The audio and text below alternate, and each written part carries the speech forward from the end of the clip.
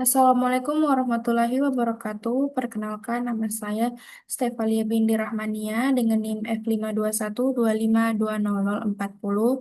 Saya dari kelas Sistem Informasi A. Pada kesempatan kali ini, saya akan menjelaskan tugas logika diskrit tentang relasi. Langsung saja kita ke tugasnya, yaitu buat relasi dari himpunan mahasiswa M yang berisi A, B, C ke himpunan proyek P berisi P1 dan P2. Jika A mengerjakan P1, B mengerjakan P1 dan P2, C tidak mengerjakan proyek, A representasikan relasi tersebut dalam bentuk daftar pasangan terurut, B buat matriks relasinya, C tentukan apakah relasi tersebut bersifat refleksif, simetris, dan atau transitif, dan jelaskan bagaimana konsep relasi dapat digunakan untuk mendesain relasi antar tabel dalam basis data sistem informasi, serta berikan contoh sederhana misal tabel mahasiswa dan tabel mata kuliah. Langsung saja kita ke penjelasan poin A yang pertama. Diketahui himpunan mahasiswa M berisi ABC, himpunan proyek B berisi P1 dan P2. A mengerjakan P1, B mengerjakan P1 dan P2, C tidak mengerjakan proyek. Maka representasikan relasi tersebut dalam bentuk daftar pasang terurut. Jadi R sama dengan A dan P1, B B dan P1, B dan P2. Relasi R berisi semua pasangan, mahasiswa, dan proyek yang nyata terjadi.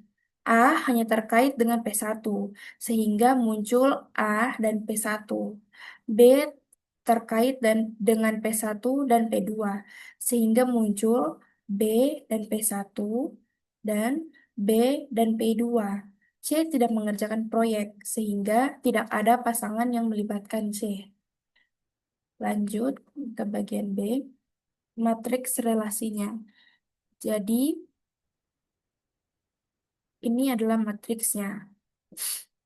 Matriksnya. Angka 1 menunjukkan adanya relasi atau hubungan antara baris mahasiswa dan kolom proyek. A mengerjakan P1 sehingga di posisi A dan P1 bernilai 1. Dan A dan P2 itu 0 karena di sini A hanya mengerjakan P1. B mengerjakan kedua proyek sehingga baris B adalah 1 dan 1. 1 dan 1 dan C tidak mengerjakan proyek sehingga seluruh basis C bernilai 0. Lanjut ke bagian C.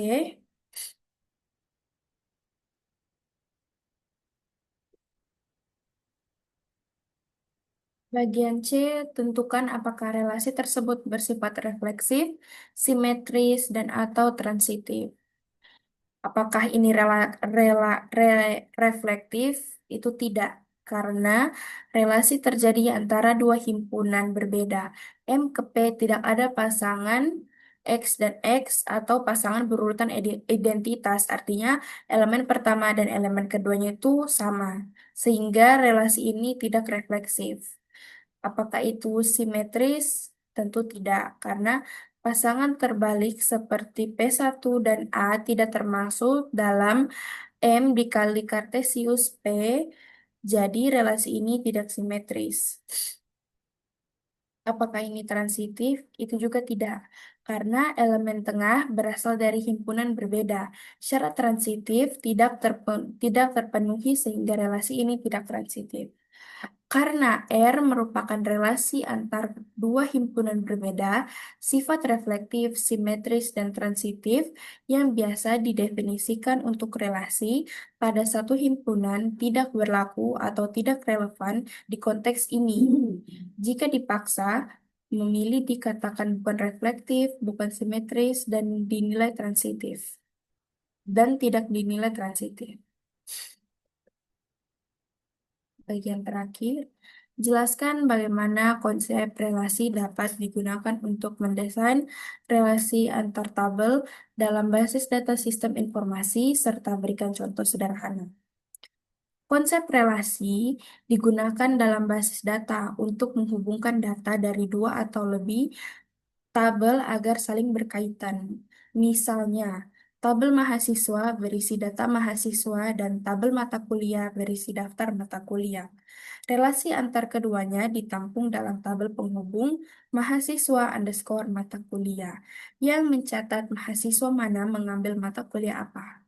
Dengan relasi ini, sistem informasi dapat menampilkan data secara terintegritas dan efisien. Lanjut ke contohnya. Contohnya, tabel mahasiswa berisi data mahasiswa A, B, C, dan seterusnya. Tabel mata kuliah berisi daftar mata kuliah, algoritma, jaringan, basis data, dan lain-lain. Relasi antar keduanya bisa disimpan di tabel penghubung bernama mahasiswa underscore mata kuliah, yang berisi pasangan mahasiswa dan mata kuliah. Di sini A mengambil algoritma, B mengambil algoritma, dan C mengambil basis data.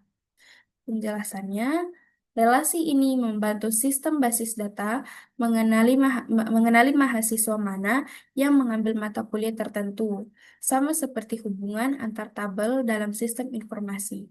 Dengan cara ini, data menjadi terstruktur, efisien, dan mudah dihubungkan, misalnya dengan tabel mahasiswa dan tabel mata kuliah pada sistem akademik perguruan tinggi. Baik, sekian dari saya. Mohon maaf bila ada salah kata dan kurangnya. Wassalamualaikum warahmatullahi wabarakatuh.